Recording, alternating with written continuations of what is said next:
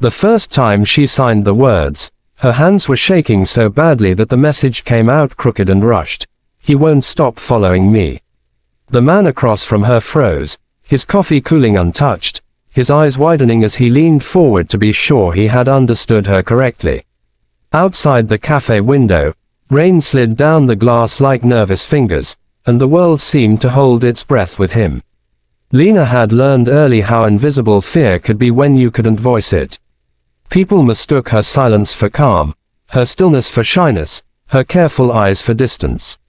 At 20, she moved through the city with a practiced alertness, reading lips when she could, watching reflections in windows, memorizing the rhythm of footsteps behind her.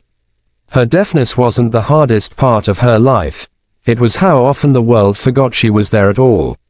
When the man started appearing, on her bus route, near her workplace, across the street from her apartment, she tried to tell herself it was coincidence. Cities were full of patterns that meant nothing, but patterns repeated, and repetition became dread. She worked at a small flower shop owned by a kind older woman who had learned basic sign language just to make Lena feel welcome. The shop smelled like wet earth and roses, and Lena liked the way flowers communicated without sound. But even there, she felt eyes on her. Sometimes he stood across the street, pretending to check his phone. Sometimes he followed her onto the bus, sitting close enough that she could feel the vibration of his movements. She never heard him speak, but she didn't need to. His presence was loud enough. Lena tried to report it once. At the police station, the officer spoke quickly, barely looking at her interpreter, asking questions that assumed she was exaggerating. Without concrete proof, without a voice that trembled audibly, her fear felt dismissed before it fully landed. She walked out with a pamphlet and a hollow ache, her hands clenched into fists to keep them from shaking. That was when she met Mark. Mark was a single dad in his late 30s, the kind of man whose exhaustion lived openly on his face. He worked nights as a security guard and spent his days chasing after his 8-year-old daughter, Emma, who had an unstoppable curiosity and a habit of talking to strangers as if they were old friends. Lena first noticed Mark because Emma waved at her every morning at the bus stop, her grin wide and fearless. Mark always apologized with a sheepish smile, pulling his daughter back, mouthing sorry in a way that was exaggerated and sincere. One morning, Lena noticed the man again, the follower, standing near the bus stop. Her chest tightened. She signed a quick hello to Emma, then turned away, her heart racing. She didn't see Mark step closer, didn't notice his gaze sharpen as he followed Lena's line of sight. But he noticed the way Lena's shoulders tensed, the way she kept glancing back, the way fear sat heavy in her posture. A few days later, Mark caught Lena's attention before she could escape. He held up his phone, showing a notes app with careful, slow typing. "I'm sorry if this is weird. I'm learning sign language. Emma wants to be a teacher. She asked me to practice with everyone." Lena blinked, surprised despite herself. She smiled, a small, cautious curve of her lips, and signed a simple greeting. Mark mirrored her movements awkwardly, but earnestly, and Emma clapped like it was magic. It was Emma who bridged the silence. She pointed behind Lena one afternoon, her smile fading. "Daddy," she said softly, "that man is here again." Mark followed her gaze and saw him, the same man, hovering too close, pretending not to watch. Mark's jaw tightened. He didn't say anything then. He just shifted his stance, placing himself subtly between Lena and the street.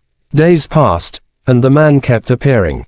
Lena tried to brush it off, but Mark's presence became a strange comfort. He didn't crowd her with questions.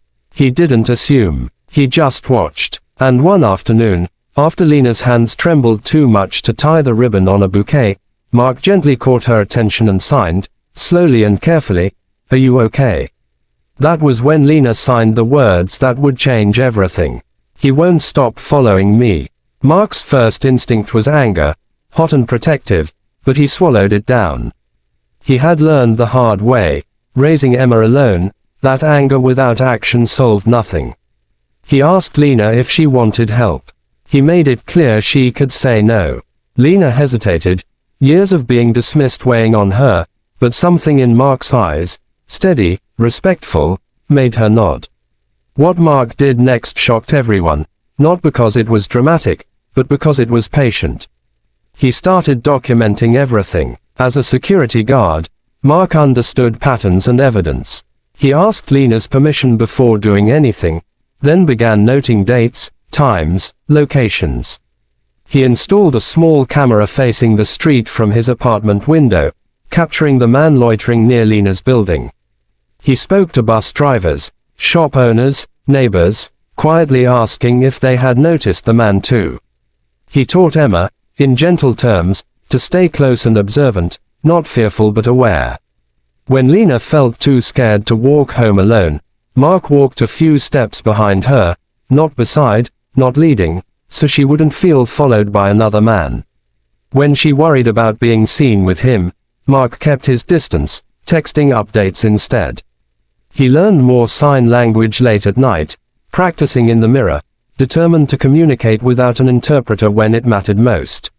The challenges piled up. The follower grew bolder, standing closer, once even reaching out as if to grab Lena's arm before thinking better of it. Lena's sleep fractured into restless hours. She flinched at sudden movements, her world shrinking into safe routes and familiar faces. Mark struggled too, balancing work, parenting, and the constant tension of vigilance. Emma sensed the fear, her questions coming at night when the lights were off and courage felt small. "Is the bad man going to hurt Lena?" she asked once, her voice barely above a whisper. Mark pulled her close. "We're going to make sure he can't," he promised, hoping the truth would bend toward his words. The turning point came when Mark finally went back to the police, this time with evidence. Video footage, witness statements, a clear timeline. He insisted on an officer trained to work with deaf victims, refusing to leave until Lena was treated with dignity. The shock wasn't just the amount of proof, it was the way Mark stood beside Lena, not speaking over her, letting her hands tell the story. The man was confronted, warned, and eventually arrested when it emerged he had done this before, choosing women he thought couldn't fight back. News spread quickly, not in a sensational way, but in quiet conversations that carried relief. The flower shop owner cried when she heard. The bus driver nodded grimly, guilt flickering across his face for not acting sooner. Lena expected to feel triumphant. Instead, she felt tired. Healing wasn't instant. Fear doesn't leave just because danger does. But slowly, the city softened again. She walked without checking every reflection. She slept through the night. Her hands steadied. Mark never claimed credit. When people praised him, he redirected it to Lena's courage. Emma made Lena a card with uneven letters and a drawing of 3 stick figures holding hands. For being brave, it read. Months later, Lena stood in the same cafe where she had first signed her fear. This time, her hands moved with confidence as she told Mark she had been accepted into a program to train as a floral designer. She thanked him, not with words heavy with debt, but with gratitude grounded in mutual respect. Mark smiled, his eyes bright. "You did this," he signed. Lena shook her head gently and signed back. "You listened." The story spread, not as a tale of fear, but as a reminder that sometimes the most shocking thing a person can do is believe someone who has been ignored. That protection doesn't always look like confrontation. Sometimes it looks like patience, learning, and standing quietly where it counts. And for Lena, the world didn't become perfect, but it became possible again.